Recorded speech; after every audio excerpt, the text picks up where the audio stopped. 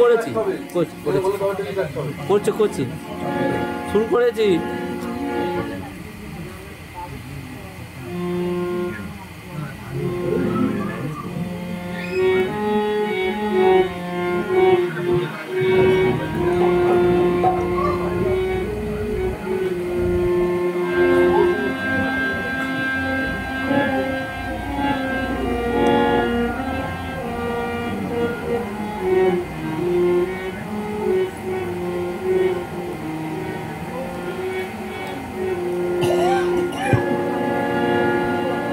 নমস্কার। এখন শুরু হচ্ছে শিবপুরাণ, শহীদ কীর্তন, গান ও ভজন।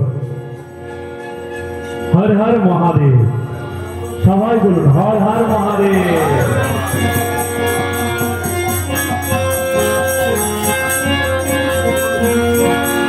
এই যেমন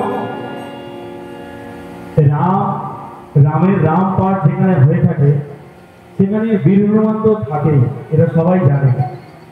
নারায়ণ যেখানে থাকে সেখানে নারদ মুনিও থাকে। এরকম সব দেবদেবীরা যেখানে থাকে সেখানে একজন না আরেকজন দেবদেবীরা অবশ্যই উপস্থিত থাকে। আর আমরা এখানে এখন শুরু করছি শিবের নামের কথা। যে শিব, যাকে অনেক নামে জানা থাকে, যেমন ভোলে বাবা, আমাদের দিব্যেশ্বর, দেবাদেবের মহাদেব, এরকম অনেক নাম। তাহলে ভোলে বাবার যখন যেখানে নাম কীর্তন সংকীর্তন হয়ে থাকে সেখানে সর্বদেব দেবী নারায়ণ, ব্রহ্মা, বিষ্ণু, মহেশ্বর তারা সব দেব দেবীরা এখানে উপস্থিত থাকে। তাই সমস্ত দেবদেবীর কাছে প্রণাম করে আমি এই কথামৃত শুরু করছি। ও এখানে ভক্তরা যারা বসে আছে আপনাদের সবাইয়ের কাছে একান্তভাবে অনুরোধ করছি, কারণ এই শিবপুরাণ, এই যে মাহাত্ম্য, এর এত বড় এক মাহাত্ম্য, ভুল ত্রুটি হবেই হবে, 100% এখানে ভুল ত্রুটি হয়ে থাকবে। তাই যারা এটি শ্রবণ করছেন আপনারা এটাকে ক্ষমার দৃষ্টিতে দেখবেন। একটু সহজ ভাষাতে বিনোদনের মাধ্যমে এই শিবপুরাণটা পাঠ করব, যাতে 8 বছর বাচ্চারা এটা শোনার ইচ্ছা যাতে তাদের হয়, সেইভাবে হাসির ছলে এই শিবপুরাণটা অনুষ্ঠিত করব। এটা হলো তাই কারোর ভাবাবেগে যদি আঘাত লাগে সেটা একেবারেই অনিচ্ছাকৃত। তাই সবার কাছে প্রণাম করে এই শিবপুরাণটি শুরু করছি।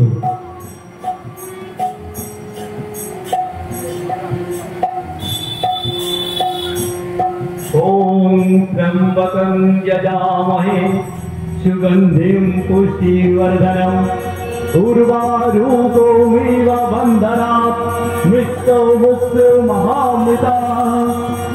নমঃ শিবায় শান্তায় তরুণত্রায় তবে নিবেদয়ামি চত্বারং সংগতি পরমেশ্বরম।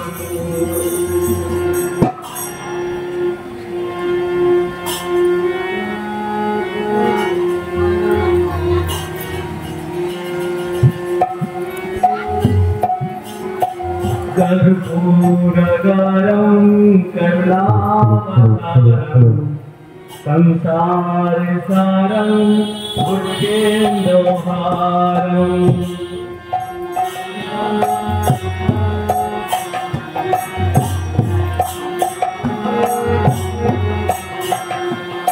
कर्पूरगरं करुणावतारं संसारसारं भुजगेन्द्रहारं सदा वसन्तं हृदयारविन्दे भवं भवानी सहितं नमामि।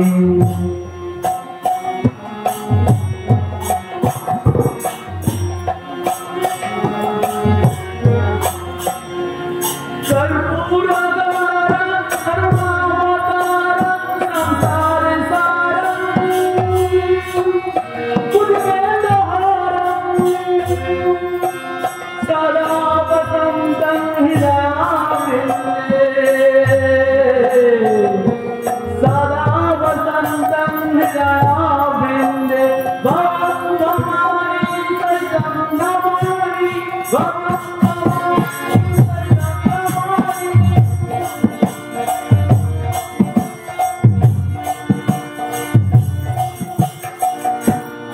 कर्पूरधरं करुणावतारं संसारसारं भुजगेन्द्रहारम्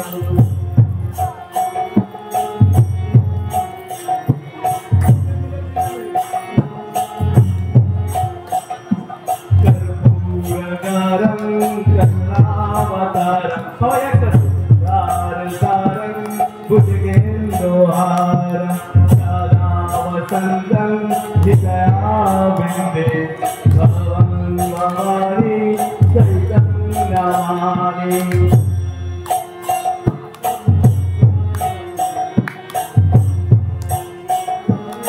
সবাই বলবেন একসাথে कर्पूरधरं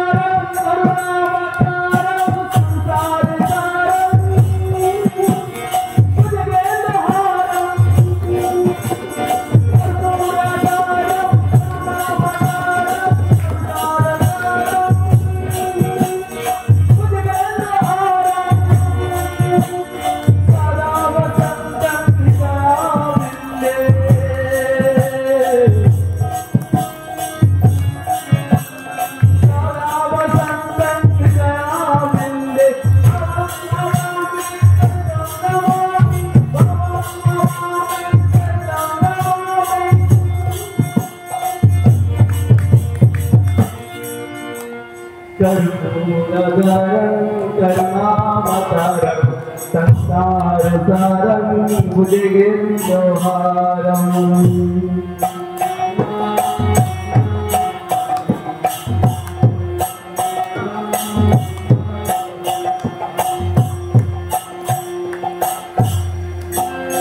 বহুকাল আগের কথা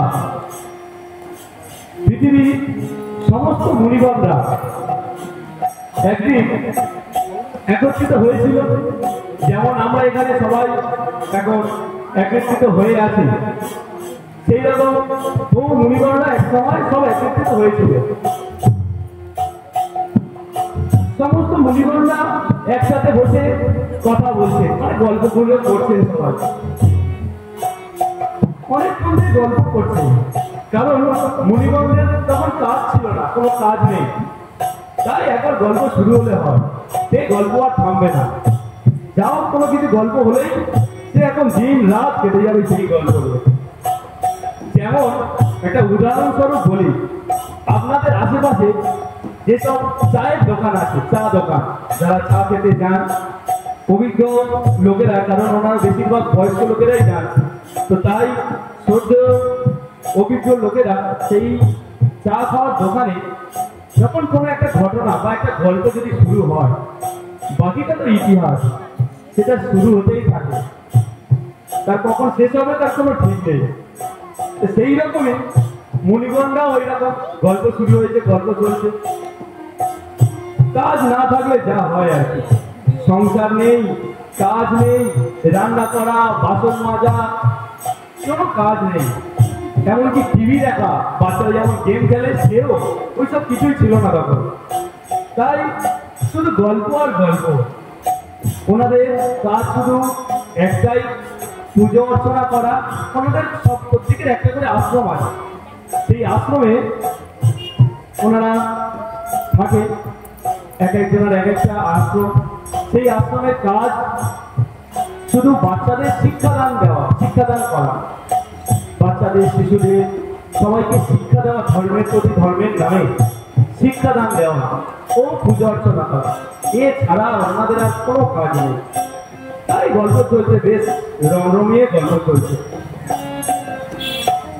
এমন সময় ওই ওনাদের মধ্যে এক মুনি বলে উঠলেন, আচ্ছা আমরা তো সমস্ত দেবদেবী পুজো জানি, কিভাবে পুজো করতে হয়, কিভাবে সন্তুষ্ট হন, আমরা ও সবার করে পুজো করে থাকি।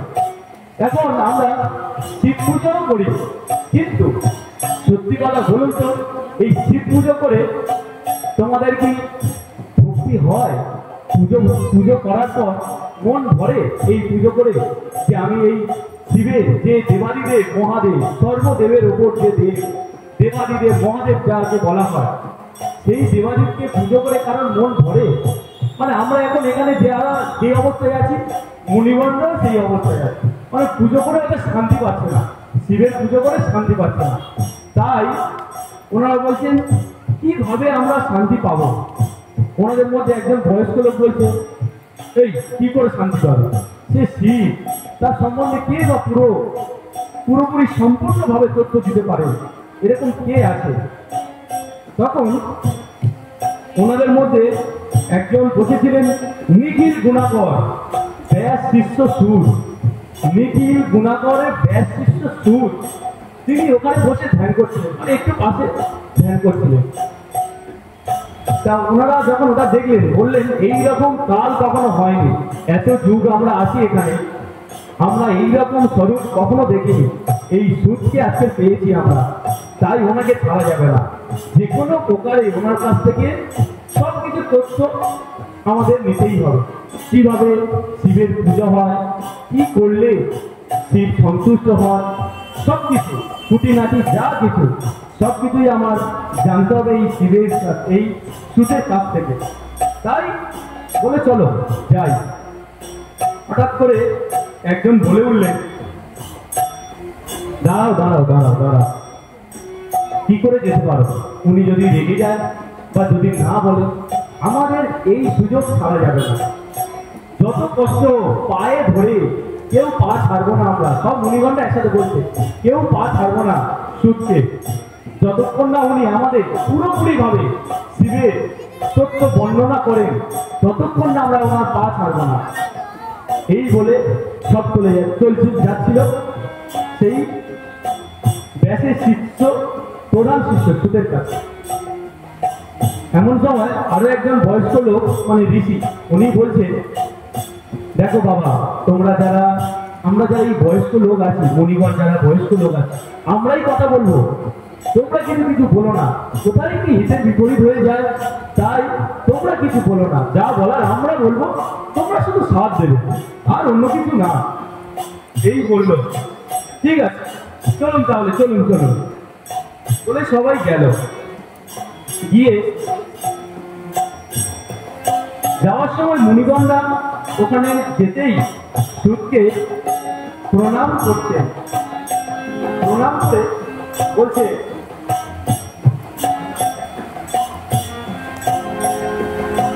হে কৃপা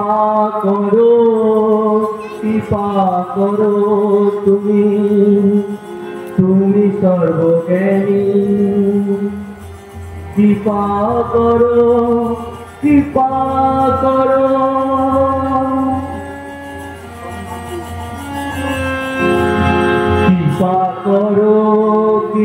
করো তুমি সর্বজ্ঞানী কৃপা করো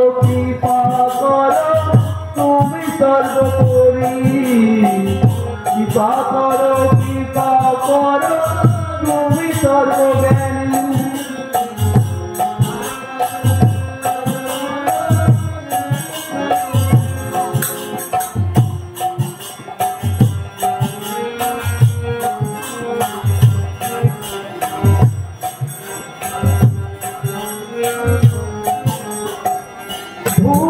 ভবিষ্যৎ বর্তমান সবিতে তুমি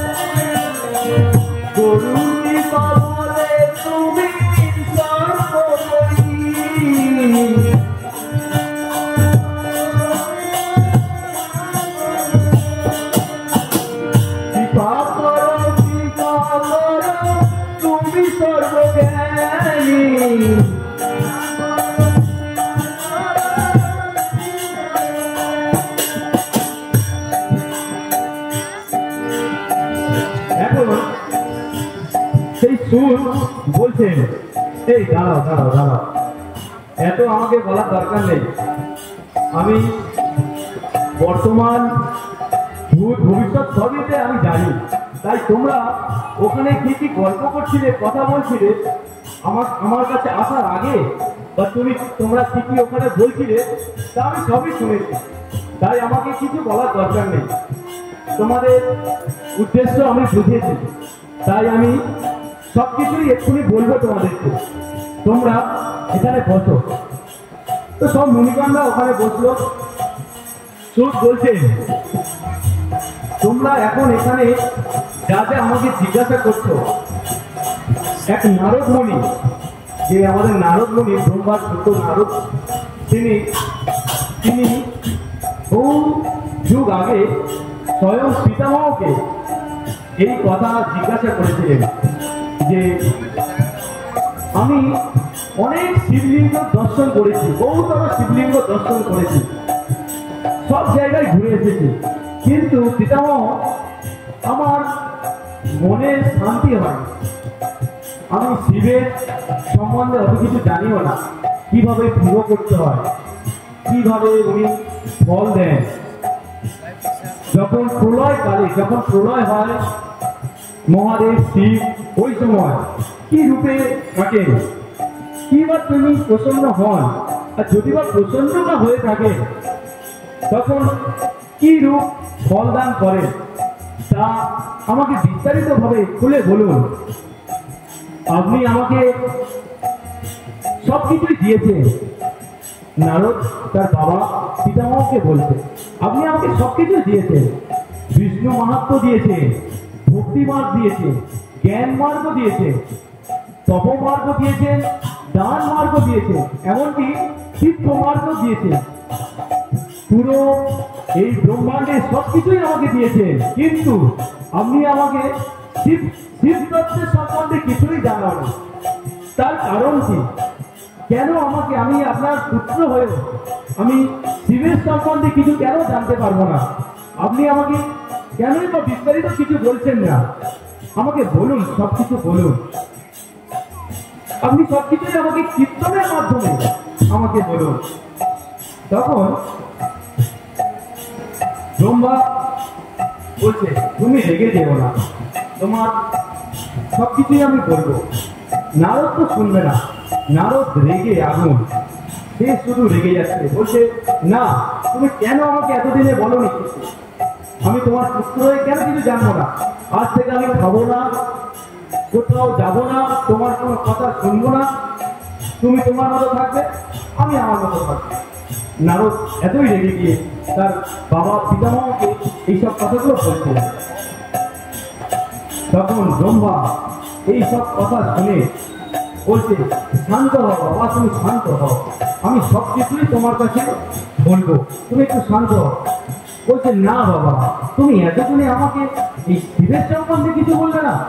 সব দেবতা দেবী পুজো করা, কিভাবে পুজো করতে হয়, সব জ্ঞান দিলেন, কিন্তু এইটা না বললে আপনি দেবাদেবের মহাদেবের সম্বন্ধে কিছু আমাকে জানালেন না। এবার তিনি পুত্র নারদ বলছেন, হে পিতামহ তুমি, হে পিতামহ,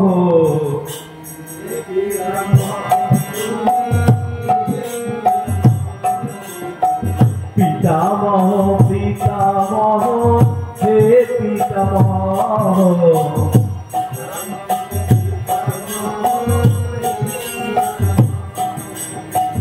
শিবকে সন্তুষ্ট করলে তবেই সব পাবো।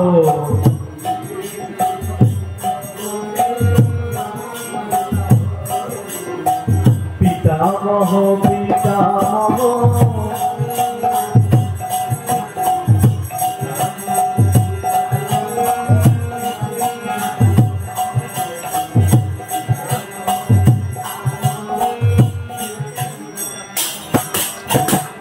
আমাকে বিষ্ণু মাত ভক্তি জ্ঞান তপমাত দান চিত্ত মাত তুমি দিয়েছো। আমাকে বিষ্ণু মাত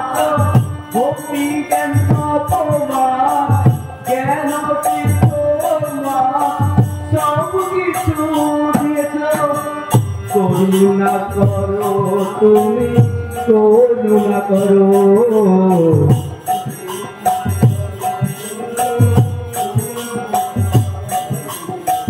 শিবের সম্পর্কে আমার সব কিছু বলো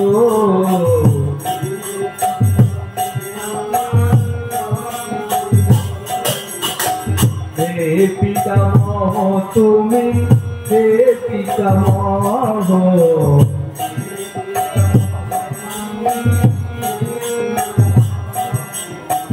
করুণা করো তুমি করুণা করো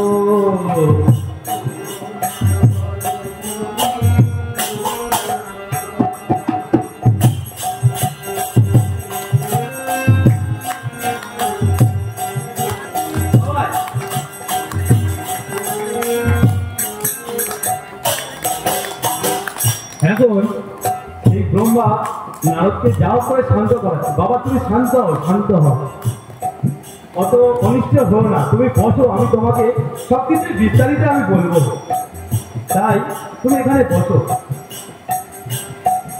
যখন ব্রহ্মা নিজেই বলছে আমি ও আমার প্রভু আমি ব্রহ্মা ও আমার প্রভু বিষ্ণু শিবের সম্বন্ধে সম্পূর্ণভাবে অবগত নয় মানে স্বয়ং ব্রহ্মা ও বিষ্ণু শিবের সম্বন্ধে সম্পূর্ণভাবে অবগত নই আমরা যতটা জানি আমাদের চোখের সামনে যা যা হয়েছে আমরা তাই তাই বলবো তুমি শোনো যখন কিছুই ছিল না আকাশ বাতাস নদী সমুদ্র পর্বত সমগ্র গ্রহ নক্ষত্র এই ব্রহ্মাণ্ডে কিছুই ছিল না তখন শুধু 1000 সূর্যের এক জ্যোতির উপস্থিত ছিল সেই জ্যোতিটাই ছিল শুধু তিনি স্থূল নয় সূক্ষ্ম নয় শীতল নয়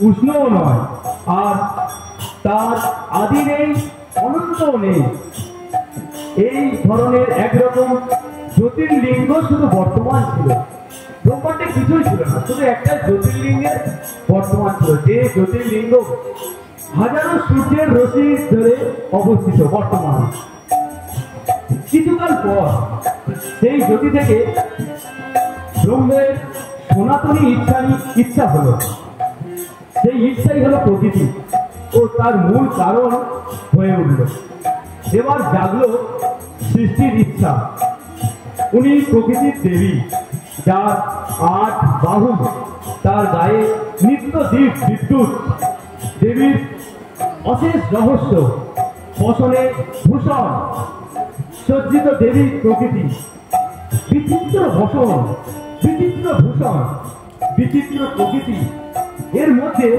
একখানি মুখ সমগ্র পূর্ণিমা চাঁদকে যেন নিংড়ে নেওয়া হচ্ছে রচিত রয়েছে দেবীর এই মুখ মণ্ডল অসম্ভব তার এই তেজ অসম্ভব তারপর এক সময় ওর ওই জ্যোতির সমুদ্র আলোড়িত করে ভেসে উঠল এক পুরুষ সেই জ্যোতির এত সমুদ্র জ্যোতির তেজ সেখান থেকে এক পুরুষ উঠে এলেন ভেসে উঠলেন এক পুরুষ দুজনেই দুজনকে দেখছে মানে প্রকৃতি দেখছে আর পুরুষ দেখছে দুজনকে দেখছে এখন দুজনেরই ইচ্ছা সৃষ্টি করব কি করে প্রকৃতি ভাবছে আমরা দুজনে অথচ কি করে আমরা সৃষ্টি করব আর পুরুষও সেই একই কথাই ভাবছে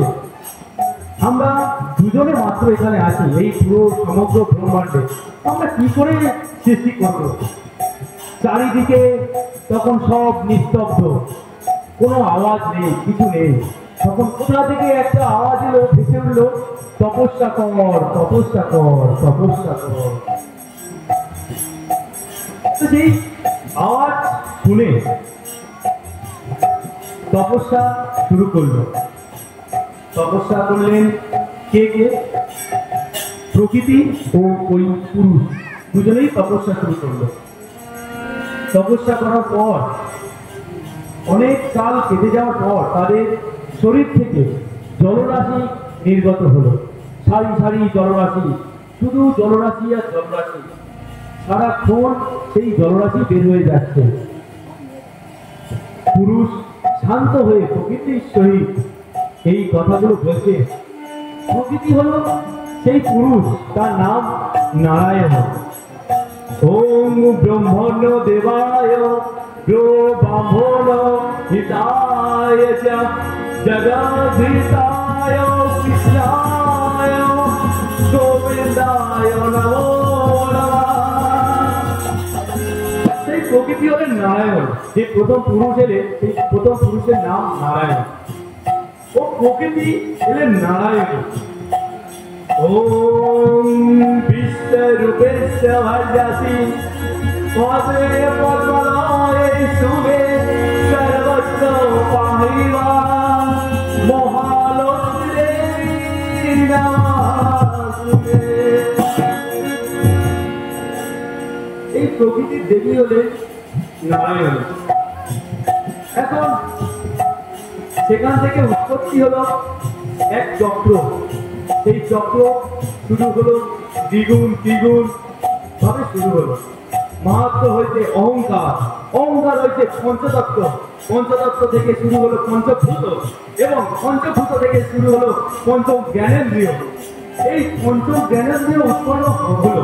তারপর এই পদার্থ সংখ্যা কথিত হয়েছে। এখন সেখান থেকে এক উচ্চ, খুব সুন্দর দেখতে একটা পদ্ম ফুল সেখানে ফুটেছে। যে পদ্ম ফুল হাজারো নক্ষত্রের মতো আলোকিত হয়ে সেখানে আছে এক পদ্ম ফুল। সেই পদ্ম ফুল থেকে সেখানে বেরিয়ে এলেন আমি অর্থাৎ মানে ব্রহ্মা গল্প করছেন নারদকে। তাই বলছেন এই পদ্ম থেকে বেরিয়ে এলো আমি নিজে। আমি বেরিয়ে যখন দেখছি চারিদিকে কেউ কোথাও নেই, কাউকে দেখা যাচ্ছে না। আমি কে? ব্রহ্মা নিজেই বলছেন আমি কে, আমি কোথা থেকে এলাম, কি বা আমার পরিচয়, আমার সৃষ্টিকর্তা বা কে, আমি কিছুই জানি না। তাই ব্রহ্মা মাথা খারাপ হয়ে যাচ্ছে যে কিভাবে হলো। কারণ ব্রহ্মা যিনি সৃষ্টি হয়েছে তিনি এখন যে আমরা যে রূপ দেখি ওই রূপেই সৃষ্টি হয়েছে, মানে বয়স্ক রূপ, চুল পাকা এইরকম রূপেই উনি আছেন। অনেক কাল যুগ কেটে গেল। তারপর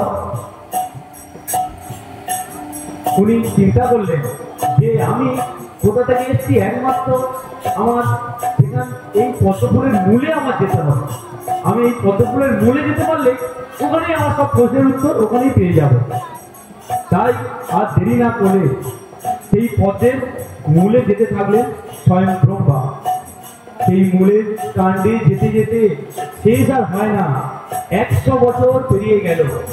100 বছর ধরে উনি মূলে আসছেন। এত দূর মূল, সেই মূলে পৌঁছতে পারছেন না। 100 বছর দিয়েও তিনি মূলে পৌঁছতে পারলেন না।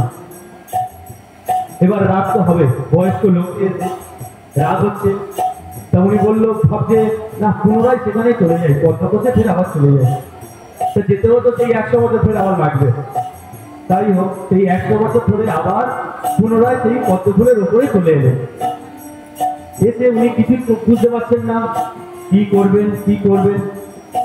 তাই তিনি ধ্যানে বসে নিজে ধ্যান করছেন যে কিভাবে আমি আমার কোথায় সৃষ্টি, কিভাবে সৃষ্টি হলো, আমি কে, এই সব সম্বন্ধে জানার জন্য ধ্যানে বসে। ধ্যান করতে করতে হঠাৎ করে একটা আকাশবাণী হলো যে তুমি তপস্যা করো, তুমি তপস্যা করো, তুমি তপস্যা করো। ব্রহ্মার শুরু হলো তপস্যা। ব্রহ্মা তপস্যা করছে। সেই তপস্যার মুখে হঠাৎ আকাশ থেকে এলেন শঙ্খ চক্র গদা পদ্মধারী চতুর্ভুজ পীতাম্বর সুলোচনা নবঘন শ্যামলা প্রমুখ মুকুরধারী ভূষণে ভূষিত পরম ভগবান বিষ্ণু। তার দেখে স্বয়ং ব্রহ্মা খুব খুশি হলেন যে আমি এতকাল এত বছর কাউকে দেখতে পাইনি, আমি একাই ছিলাম, এই এখন একজনকে তো পেয়েছি আমি তপস্যা করার পর। তাই এবার যিনি এসছেন বিষ্ণু, উনি এখন আমরা এই যে রূপ আমরা পুজো করি ওই রূপেই এসছে, হাতে শঙ্খ চক্র গদা পদ্ম নিয়ে এসছে, আর মাথার চুল কিন্তু কালো, আর ব্রহ্মার মাথার চুল সাদা। এই জন্য এবার ব্রহ্মা বলছে আপনি কে বা আমি কে, আমার পরিচয় দাও, বা আপনি কে আপনারও পরিচয় দিন। তখন নারায়ণ একটু হেসে বলছেন আমি হলাম তোমার সৃষ্টিকর্তা, আমি বিষ্ণু, আমি নারায়ণ, আমি তোমাকে সৃষ্টি করেছি। এই কথা শুনে ব্রহ্মা বলছেন আচ্ছা তুমি আমাকে সৃষ্টি করেছো, তোমার তো বয়স দেখে মনে হচ্ছে অল্প বয়স, আমি এত বয়স্ক, তুমি আমার কি করে সৃষ্টি করলে? বিষ্ণু আবার ভোর করে হেসে উঠলেন, বললেন বৎস আমি যা বলছি তা সত্য, আমি তোমাকে সৃষ্টি করেছি। এই কথা শুনে বয়স্ক লোক উনি খুব রেগে গেলেন, ব্রহ্মা খুব রেগে গেলেন, আর দেরি না করে বিষ্ণুর উপর আক্রমণ শুরু করলো। এখন যুদ্ধ হচ্ছে, তুমুল যুদ্ধ শুরু হলো ব্রহ্মা বিষ্ণুর মধ্যে। যুদ্ধ শেষ হয় না, খুব যুদ্ধ চলছে। সেই যুদ্ধ থামাবে কে? থামানোর কেউ নেই। স্বয়ং নারায়ণ আঘাত করছে, স্বয়ং বিষ্ণু ব্রহ্মাও আঘাত করছে। এরপর এই দুজনার যুদ্ধের সময় মাঝখানে হঠাৎ এলো, ওদের দুজনার মাঝখানে হঠাৎ এলো হাজার সূর্যের আলোয় আলোকিত সেই জ্যোতির্লিঙ্গ, যেটা প্রথমে বলেছিলাম, সেই জ্যোতির্লিঙ্গ ওনাদের দুজনার মধ্যে এসে উপস্থিত হলো। তখন এটা থেকে বিষ্ণু বলছে এই দাঁড়াও দাঁড়াও, ব্রহ্মা তুমি দাঁড়াও দাঁড়াও, বৎস তুমি দাঁড়াও, বলে আবার বৎস বলে তুমি দাঁড়াও, তুমি যুদ্ধ শুরু করো, বলে দাঁড়াও এখানে তৃতীয় ব্যক্তি এসে গিয়েছে, আমি তো তৃতীয় ব্যক্তিকে সৃষ্টি করে নিই, আমি তৃতীয় ব্যক্তিকে। তাই ব্রহ্মা আবার বলো কি বলো, তুমি আমাকে তৈরি করেছো, এটা কি তুমি জানো না? তুমি বললে তুমি সবকিছু জানো, তুমি সব সৃষ্টিকর্তা, তুমি সবকিছু করেছো, তুমি এটা জানো না এটা কে কোথা থেকে এলো? বলে না আমি জানি না, তুমি এখানে বসো, দাঁড়াও এখন যুদ্ধ থামাও, এটা কি আগে জানি আমি, এটা আমাদের জানতে হবে এটা কি। তো ব্রহ্মা রাত থামিয়ে নারায়ণের পাশে এসে বসলেন, এখন সেটা পর্যবেক্ষণ করছেন, এটা কি হতে পারে। তো সেটা কোনো মতেই তারা বুঝতে পারছে না এই জ্যোতির্লিঙ্গটা কি, তারা এর শেষ কোথায় শুরু কোথায় জানেই না। বিষ্ণু ব্রহ্মাকে বলছেন আপনি হংসরূপ ধারণ করুন, করে আপনার মনের গতি, আপনার যত মনের গতি আছে সেই গতিতে আপনি ঊর্ধ্বমুখে যান, এগিয়ে যান, দেখুন এর শেষ কোথায়।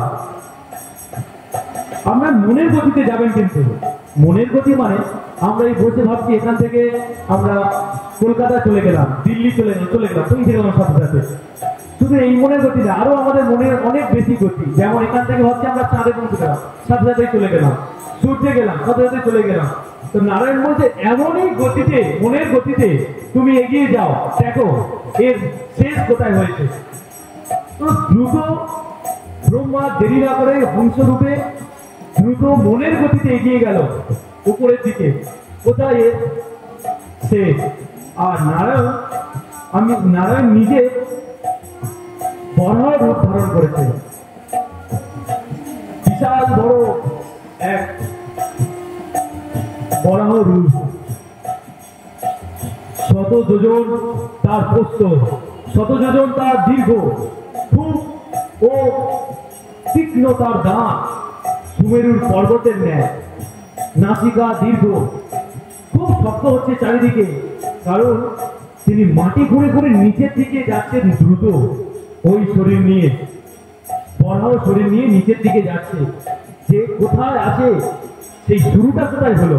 তাহলে বিষ্ণু যাচ্ছে, তাহলে ব্রহ্মা যাচ্ছে তার শেষ কোথায় হয়েছে, আর নারায়ণ বিষ্ণু নিচের দিকে যাচ্ছে, তার শুরুটা কোথায় হয়েছে সেটা খুঁজতে যাচ্ছে। বিষ্ণু খুঁজে খুঁজে আর পায় না, তার মনের এত গতি, খুব তো মনের গতি, সেই মনের গতিতেও খুঁজে পাচ্ছে না এর শেষ কোথায়। আর নারায়ণ সেই একই রূপে, তিনি বরাহ রূপে নিচের দিকে মাটির নিচে ভেদ করে গিয়েও তিনি পাচ্ছেন না এর শুরুটা কোথায়। নারায়ণের এই একটা রূপ, সেই রূপের নাম হয় শ্বেত বরাহ কল্প, এই নামে তার এক পুজো হয়ে থাকে, তার এই একটা নাম শ্বেত বরাহ কল্প। তো যাই হোক, এই রূপে তারা গেল। ব্রহ্মা খুব ক্লান্তি হয়ে পড়েছে, মনের গতিতে হংসরূপে যাচ্ছে তো, কিন্তু সে আর খুঁজে না পেয়ে খুব ক্লান্ত। সেই ক্লান্ত হয়ে তিনি নেমে এলেন, যেখানে ছিলেন পুনরায় সেখানে চলে এলেন। আর নারায়ণও খুব শান্ত হয়ে গেল, চারিদিকে আওয়াজও থেমে গেল, সেই দাঁতের যে আওয়াজ করে করে যাচ্ছিল মাটির নিচে, সেই আওয়াজও থেমে গেল। আবার নারায়ণ সেই শান্ত ক্লান্ত হয়ে ধৈর্যহীন হয়ে তিনিও চলে এলেন পুনরায় ব্রহ্মার কাছে। এসে দেখছেন ব্রহ্মা আগেই হাল ছেড়ে বসে আছে। নারায়ণ বলছে, ব্রহ্মা, আমি তোমাকে একটা দায়িত্ব দিলাম, তুমি সেই দায়িত্বটা ঠিকঠাক পালন করলে না। আমি তোমার বললাম তুমি মনের গতিতে যাও, মনের গতির উপরে কোনো গতি আর আছে? তুমি সেই মনের গতিতে গিয়েও তুমি চলে এলে। বলে, আমি খুঁজে পাইনি। কেন পাবে না? তোমার মনের গতিতে তুমি পাবে না? বললো, না, আমি পাইনি, তুমি তো আমার প্রভু। ব্রহ্মা বুঝতে পেরেছে, আমি পাইনি মানে দ্বিতীয় তাহলে ও পাবে না। নারায়ণ বলছে, আমি নয় পাইনি, তুমি তো আমার প্রভু, সবকিছু করেছো জগৎকর্তা, তুমি এবারে বলো তুমি নিচে কি পেলে, সেটা আমার জানা। তখন নারায়ণ মাথা একটু নিচু করে, মনটা একটু খারাপ করে বলছেন, আমি খুঁজে পাইনি, এর কোথায় শুরু হয়েছে সেও আমি পাইনি। সেই জ্যোতির্লিঙ্গ কোথায় শুরু আর শেষ দুজনে কেউ খুঁজেই পেল না। এখন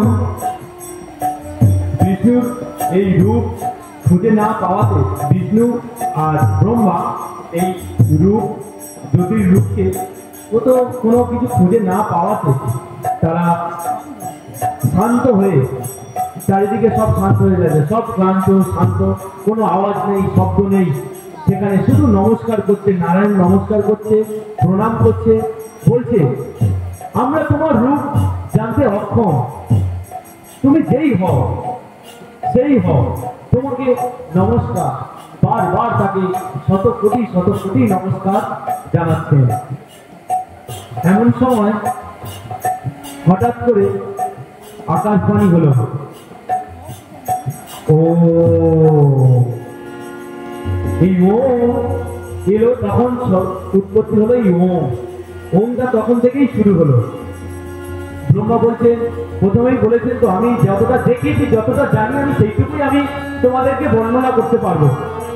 সেখানেই উৎপত্তি হলো, যেটা আমরা শিবের প্রধান নাম ওম, সেই ওমটাই তখন এলো চারিদিক থেকে, ওম রূপে অবস্থিত হলো। আজ আমরা এখানেই এই শিবের পাঠ পুরাণ কথা সমাপ্ত করব। এর পরের পাঠ, এর পরের অধ্যায় কি হলো, সেই শিবলিঙ্গ থেকে কে বেরিয়ে আসবে, সেই জ্যোতির্লিঙ্গ থেকে কে বেরিয়ে আসবে, তার কি রূপ, কি বর্ণনা, তার ওই রূপের অপূর্ব রূপ, সে কে, সে ভোলেনাথ হলো কি করে শিবের, সবকিছু তার পরের ভাগে আমরা বিতরণ করব। আমাদের এখানে এই কথামৃত পুরাণ কথা ও এই কীর্তন গান অনুষ্ঠিত হবে শুধু শনিবার ও রবিবার। আজ রবিবার, আগামীকাল আমাদের এই শ্রাবণ মাসের শেষ সোমবার। আপনারা যারা আসতে ইচ্ছুক আপনারা আসবেন অবশ্যই। এখানে তো 21 দিন ব্যাপী একটা হোম চলছে, তার আগামীকাল সেটা সমাপ্ত হবে। তাই আপনারা যারা আহুতি দিতে ইচ্ছুক আপনারা আগামীকাল দুপুর 2টো থেকে 3টের মধ্যে আমাদের এই পুজো মণ্ডপে চলে আসবেন। যাই হোক, সেখানে আমাদের তাহলে শনিবার, এর পরের ধাপটা শনিবার হবে, তারপরের ধাপ রবিবার হবে, প্রত্যেক শনি রবিবার পাঠ হবে। যাই হোক, এখন চারিদিক সব শান্ত। এখন সেই শান্ত চারিদিক থেকে শুধু একটাই আওয়াজ আসছে, ও